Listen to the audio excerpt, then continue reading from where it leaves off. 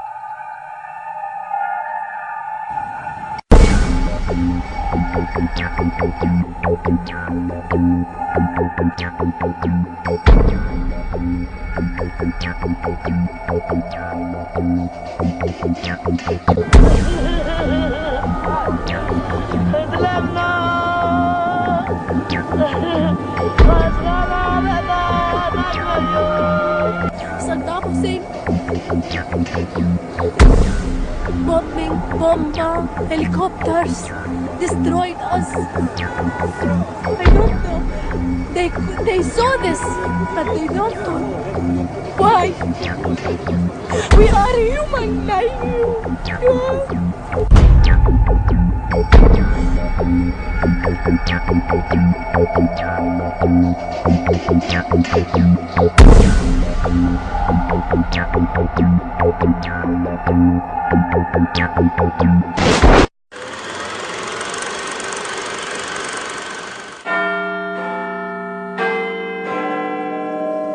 Studying shadows like an indoor cat until dusk, when the sky walks me home.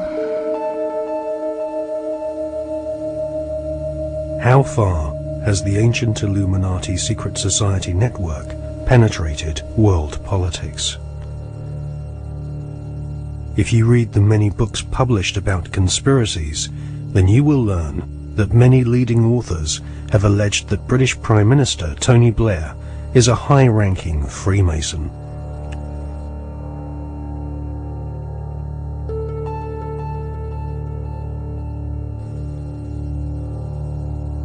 Mr. Blair is a Queen's Counsel barrister, a profession which has its roots in the Temple Bar, built in London by the Knights Templar secret society in the 12th century.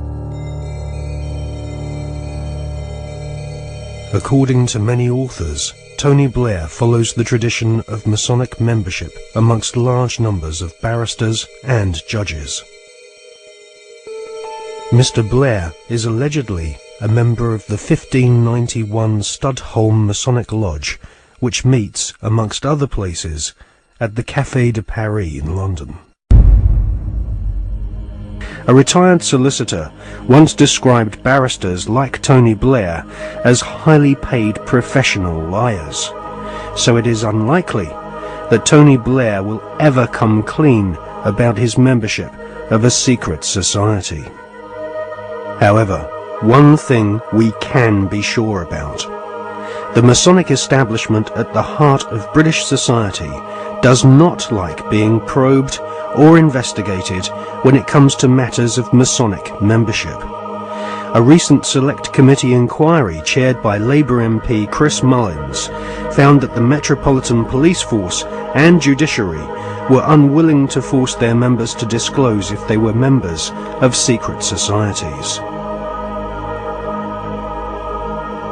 In a series of embarrassing revelations in the 1970s and 1980s, the British author Martin Short established that the Scotland Yard Vice Squad and senior CID officers were all Masons and taking bribes from pornographers in London's Soho. Martin Short estimates that 1 in 6 British police officers are Masons, and that there are approximately 600,000 Freemasons in Britain today. Many Freemasons occupy highly paid jobs at local borough councils across Britain, which often have Masonic temples inside council buildings, maintained at the taxpayer's expense. In Scotland, Masons used to proudly parade through the streets. After the exposure of local authority frauds involving corrupt Masonic solicitors and councillors, British Freemasons went underground and now rarely march in view of the public.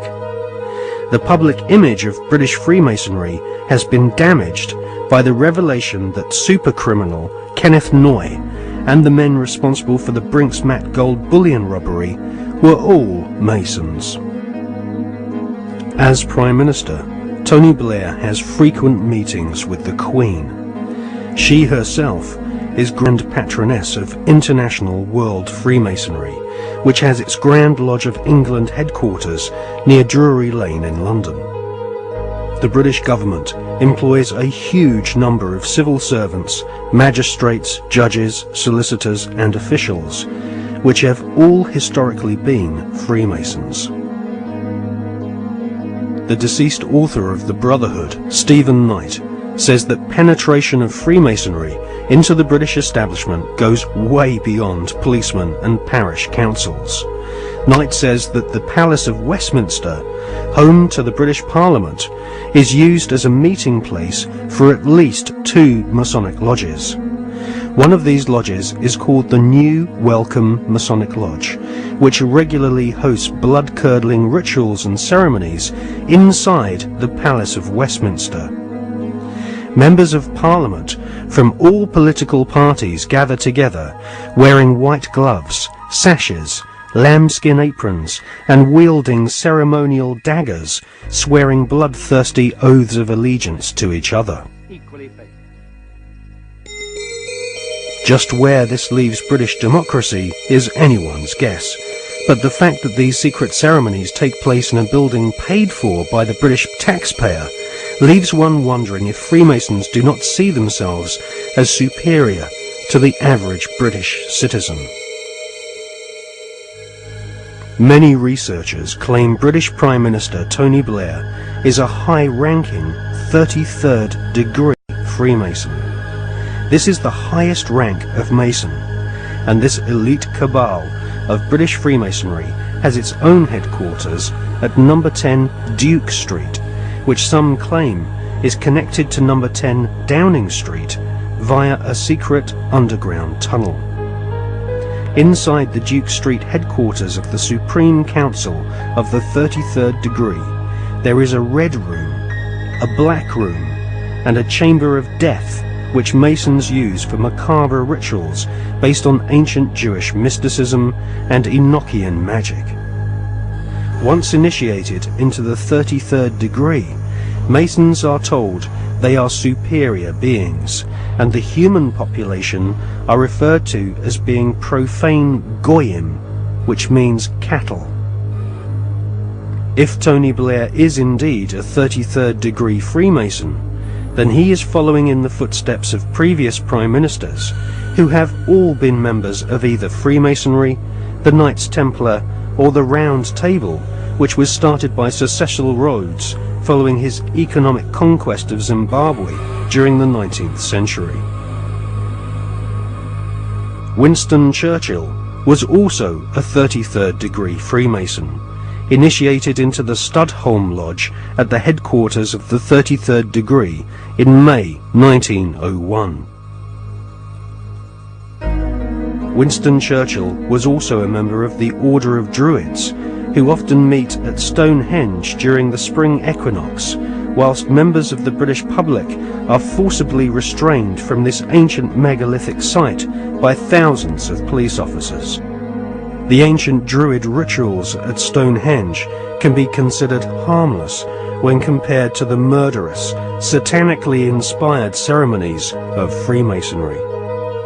Most Freemasons do not progress beyond the first 3 degrees or exams of initiation. These are often called the blue degrees. In fact, many Masons do not even realize that beyond the 3rd degree of Master Mason, that there are higher degrees. The higher degrees of Freemasonry are almost exclusively populated by men of aristocratic lineage, or ex-officers of the armed forces. In all, at any one time, there are no more than a few dozen men who reach the 33rd degree. As they pass each ritual test, the ceremonies become more bizarre and include symbols which can be found in ancient Egypt, with initiates being given pompous titles such as sovereign, prince, or knight.